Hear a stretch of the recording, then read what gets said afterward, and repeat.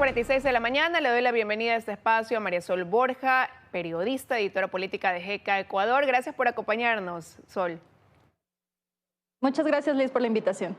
No, a ti para sumarte a este análisis. Bueno, hasta el momento Luisa González obtiene el 33.49% y Daniel Noboa el 23.47%. 2 días después de estas elecciones, el Ecuador podrá elegir y quizás tener a la primera mujer presidenta electa en las urnas o al presidente más joven de su historia. ¿Cómo ves tú la proyección para esta segunda vuelta electoral? Me parece que, como a muchos, a mí yo honestamente me quedé sorprendida. Sabía, como muchos, probablemente tú y muchos de los televidentes, que en las últimas semanas Daniel Noboa, su candidatura estaba subiendo en cuanto a intención de voto, pero realmente a mí no me imaginé que iba a llegar lo suficientemente alto como para estar en segunda vuelta junto a Luisa González. Creo que ahora el escrutinio sobre Daniel Noboa va a ser mucho más fuerte de lo que fue en la primera vuelta, porque en la primera vuelta, digamos, al considerar lo que estaba en los últimos puestos, incluso en el debate ni siquiera los otros participantes empezaron a intentar o desacreditarlo o pelearse con él, justamente por esta idea de que no era un rival. Ahora, con este resultado se demuestra también que quizá el electorado está buscando algo más allá de esta propuesta o de este clivaje que nos hemos acostumbrado lastimosamente en la discusión política, que es correísmo versus anticorreísmo. Ahora, pero analicemos quizás a cada uno, ¿no?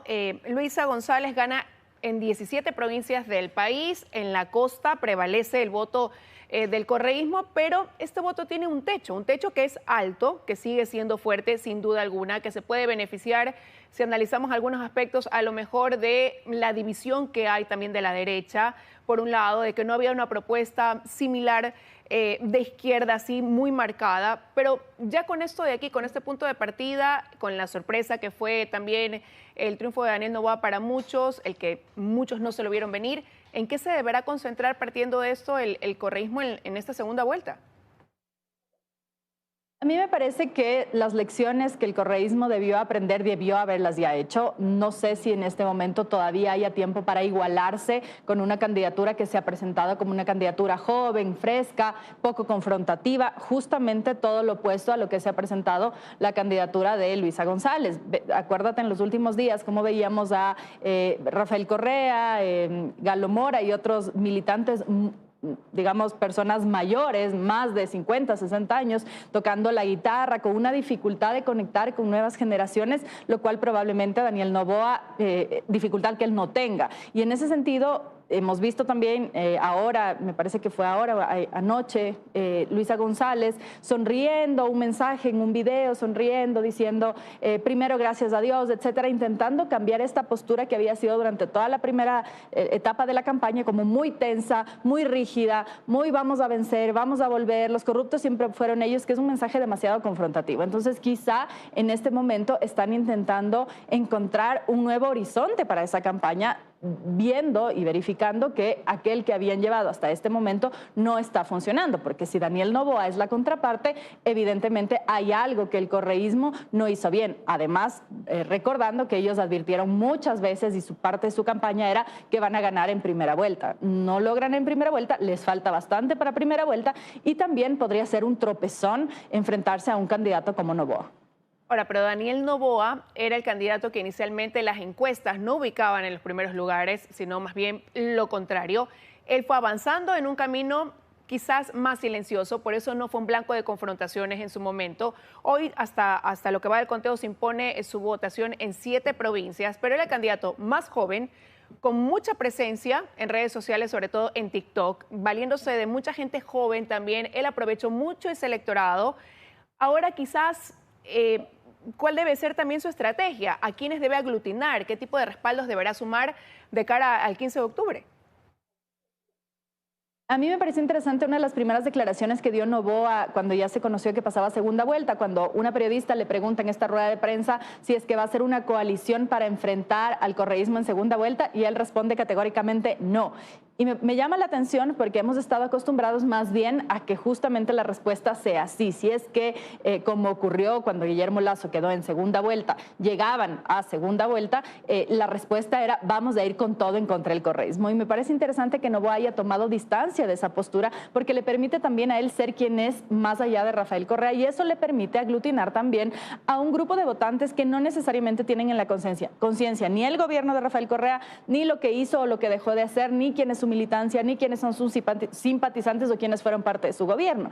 Y allí me parece que también esto que tú mencionabas sobre esta estrategia en redes sociales le permite entrar a un mundo que es paralelo al que se da en los medios tradicionales, en la discusión política tradicional, en la opinión pública tradicional y conocida como un poco más formal. Hay toda una estrategia, todo un mundo paralelo en ese sentido que no necesariamente se mueve por las mismas dinámicas que se podrían mover otros votantes, y probablemente Noboa ha llegado a entenderlo de una u otra manera, porque finalmente puede ser un poco simplista decir solo fue el debate lo que le permitió llegar. Hay una conversación post-debate que se hace con memes, que se hace con canciones, que se hace con contenido en TikTok, que es totalmente diferente al contenido que se discute en otros espacios. Y quizá Noboa pudo entender eso y pudo sintonizar con esta audiencia joven que no tiene como referente ni a Correa ni lo que él significa. Pero la teoría hoy dice, y tú lo acabas de mencionar, que a lo mejor ya ese electorado no se quiere definir por ni anticorreísmo ni correísmo, pero sin embargo, ¿qué lectura hacemos? Construye se ubica hasta ahora en la tercera fuerza política, ¿no? Con la intención de voto. Van a tener un bloque importante en la Asamblea. Pero si lo analizamos, Construye pudiera ser esa posición anticorreísta fuerte también. Entonces, eso sonaría contradictorio. Y ahora ambos candidatos tendrán que tratar de captar ese electorado, ese voto importante también. Sí, me parece que así como el correísmo tiene una base y un techo, el anticorreísmo también tiene una base y un techo, y en ese sentido se podría explicar parte de la victoria de Construye. A mi forma de ver, parte de la victoria también se debe a este voto por duelo, por sentimentalismo, por movilización, por estas emociones que significaron el asesinato de un candidato. Ha habido gente que ha votado por esta opción que inicialmente, y yo he escuchado conversando en el taxi, en la calle, etcétera, gente que te dice yo no iba a votar por Villavicencio, pero ahora sí voy a votar, como un poco este voto de rechazo al asesinato y de darle una oportunidad a una candidatura que, bueno, lo mataron, entonces por algo malo lo mataron, entonces de ley tiene que llegar a tener un espacio en el espectro político. Y en ese sentido me parece que sí hay una gran parte de esa votación que es de esta votación del dolor, del rechazo, del enojo, y hay otra parte que seguramente es este voto más bien duro, que era de Villavicencio y que de todas maneras iba a votar por cualquier candidato que se le pusiera. Entonces, a pesar de que por un lado tienes este correísmo, por otro lado este anticorreísmo, que van a estar permanentes todavía en la discusión política ecuatoriana y todavía en el quehacer político, esta tercera vía, que además llega a la segunda vuelta, que es la de Daniel Noboa, probablemente es temprano todavía para verlo, porque no hemos visto a Noboa en el ejercicio del poder, ya hemos visto al correísmo y al anticorreísmo en el ejercicio del poder. Ahora, si es que él llega a ganar las elecciones, vamos a ver una vía distinta, que ya no se decanta ni por Correa ni por anticorrea, sino distinta, y eso solamente lo sabremos del momento en el que empiece a hacer el ejercicio de poder. Pero sí, el simple hecho de que haya llegado a segunda vuelta con estas cifras y que se enfrente a una candidatura respaldada por un gigante político como Rafael Correa, sí demuestra que hay una conversación pendiente que quizá los políticos no la han sabido leer adecuadamente, y que Noboa podría ser aquel político que sí la lea. Pero partiendo de eso, con que cerraste esta pregunta anterior, ¿es Daniel Noboa el adversario más peligroso que se puede decir tenía el correísmo para enfrentar una segunda vuelta?